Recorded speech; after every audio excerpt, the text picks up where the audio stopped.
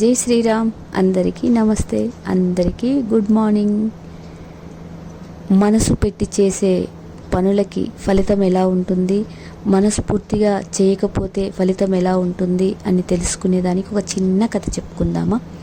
ఏ పని అయినా మనము ఆచరించేటప్పుడు త్రికరణ శుద్ధిగా చేస్తే ఆ పని ఫలితం ఎంత గొప్పగా ఉంటుంది, మనసు పెట్టి చేయకపోతే చేసిన పని కూడా ఎంత ఫలితం లేకుండా పోతుంది అనేదానికి ఒక చిన్న కథ అన్నమాట. ఒక ఊర్లో ఒక సాధువు ఉండేవాడు. ఆ సాధువు కొంచెం వేరే లేడీస్ ఉన్న దగ్గర తను అంటే ఉండకూడని ప్లేస్లో అతను వెళ్ళి రావాల్సి వస్తుందన్నమాట. తను వెళ్ళి వచ్చేటప్పుడు తను ఎన్నో సాధువు కదా, ఎన్నో వేదాలు అవన్నీ చదివి ఉంటాడు, మంచి నిష్టగా ఉంటాడు.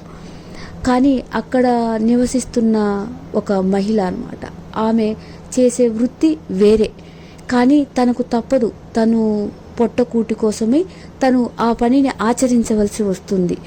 ఈ సాధు ఏం చేస్తాడు, సాధు ఎన్నో భగవంతుని అంటే చదువుతూ ఉన్నప్పటికీ తన దృష్టి మొత్తము ఆమె చేసే పని మీదనే ఉంటుందన్నమాట.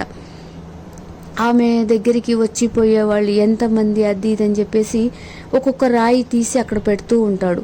చదివేది నోటితో ఏమో దైవనామాలు చదువుతుంటాడు, చేతితో చేసే పని మాత్రం ఈ చేతితో రాయి తీసి పలానా అని చెప్పేసి ఆమె పాపాలు లెక్క పెడుతూ ఉంటాడు అక్కడ. అలా జరుగుతూ ఉంటుంది. కానీ ఆమె చేసేటటువంటి వృత్తి ఆమె కేవలం తన శరీరానికి వదిలేసి మనసులో మాత్రం ఎప్పుడు నిరంతరం భగవంతునితోనే ఆమె జీవనం గడుపుతుంది. ఇది నేను చేయవలసి వస్తుంది అని చెప్పేసి ఆమె ఎంతో పశ్చాత్తాపడుతుంటుంది అన్నమాట. కానీ తప్పదు, తన జీవన విధానం అది, తను జీవించడం కూడా అలాగే అన్నమాట. ఆమె ఎంతో బాధపడుతూ ఆ పని చేస్తున్నా కూడా ఎప్పుడు భగవన్నామంలోనే ఆమె మునిగి ఉంటుంది. ఇతను ఎప్పుడు భగవన్ నామాన్ని జపిస్తూ ఎప్పుడు అక్కడ తన దృష్టి భగవంతుని మీద, ఇక్కడ చేసేది ఒకటి, ఆలోచించేది ఒకటి, చేసేదొకటి. ఇక్కడ త్రికరణ శుద్ధి ఉండదన్నమాట. ఇలా జరిగిపోయిన తర్వాత కొంతకాలానికి సాధువు భగవంతుడి దగ్గరికి వెళ్ళిపోతాడు. భగవంతుడి దగ్గరికి వెళ్ళిపోయేటప్పుడు ఈమె కూడా భగవంతుడి దగ్గరికి వెళ్ళిపోయి ఉంటుంది. ఈయన భగవంతుడి దగ్గరికి వెళ్ళేటప్పటికీ ఆమె స్వర్గలోకంలో ఉంటుందన్నమాట. ఈ సాధువుని నరకలోకానికి తీసుకుపోతూ ఉంటారు. అప్పుడు ఈ సాధువు అడుగుతారు, ఎవరిని? యమధర్మరాజుని అడుగుతాడు.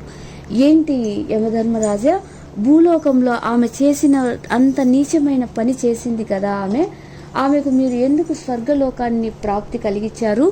నిరంతరం నేను భగవన్నామం జపిస్తూ ఉన్నందుకు నన్ను ఎందుకు నరకలోకానికి పంపిస్తున్నారు అని అడుగుతారు. అప్పుడు ఆ యమధర్మరాజు చెప్తారు, నిరంతరం నువ్వు నోటితో మాత్రమే భగవన్నామం జపిస్తున్నావు, మనసులో ఎప్పుడు ఆమె చేసే వృత్తిపైనే నీ ధ్యాస మొత్తం పెట్టావు.